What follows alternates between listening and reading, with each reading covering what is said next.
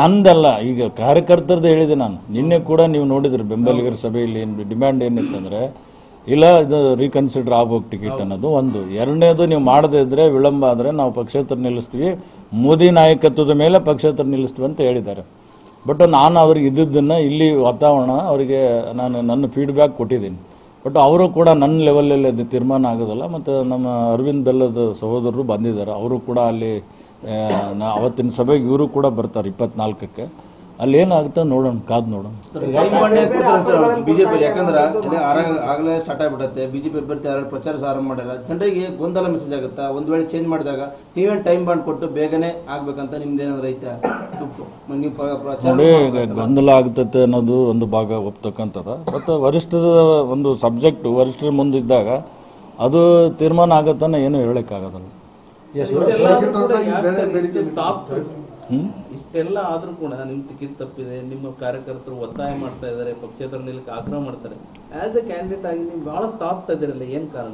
ರಾಮಚಂದ್ರನ್ ಹಸು ಸಾಕಣೆ ಮಾಡಿ ಕೇವಲ 10 ಹಸುಗಳಿಂದ 18 ಲಕ್ಷ ಗಳಿಸ್ತಿದ್ದಾರೆ. ನೀವು ಕೂಡ ಅವರಿಂದ ಕಲಿಬೇಕಾ? ಅವ್ರ ಜೊತೆ ವಿಡಿಯೋ ಕಾಲ್ ನಲ್ಲಿ ಮಾತಾಡಬೇಕಾ?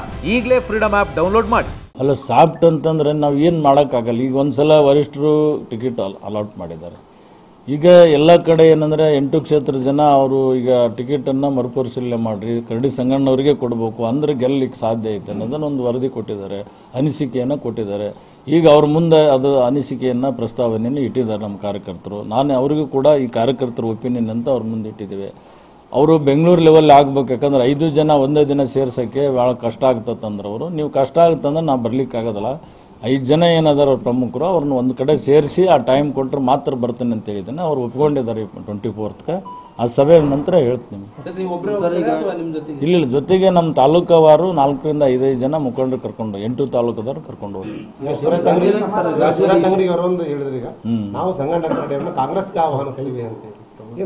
ಅಲ್ಲ, ಅವ್ರ ಅಭಿಪ್ರಾಯ ಅದು, ನಂದಲ್ಲ.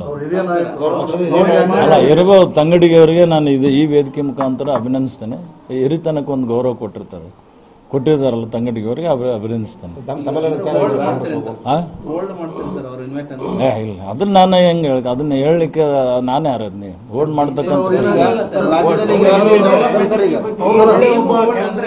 ಅಂದ್ರೆ ಅವರು ನನ್ನ ವ್ಯಕ್ತಿಗತ ಹೇಳಿರ್ಬೋದು, ನನ್ನ ಕೆಲಸ ಕಾರ್ಯಗಳನ್ನು ಮೆಚ್ಚಿ ಹೇಳಿರ್ಬೋದು, ಅದಕ್ಕೆ ಅಭಿನಂದನೆ ಹೇಳ್ತಾನೆ. ಅಲ್ಲ ಅಂದ್ರೆ ಸರ್, ಈಗ ಅವರನ್ನ ಏನು ಸ್ವಾಗತ ಇದೆಯಲ್ಲ ಅದನ್ನ ನೀವು ಸ್ಪಷ್ಟವಾಗಿ ನಿರಾಕರಿಸ್ತೀರೋ ಅಥವಾ ಹೋಲ್ಡ್ ಅಲ್ಲಿ ಇಡ್ತಿರೋ? ಅಲ್ಲಿ ಹೋಲ್ಡ್ ಇಲ್ಲ, ಅದು ತಿರಸ್ಕಾರ ಮಾಡ್ತೀನಿ.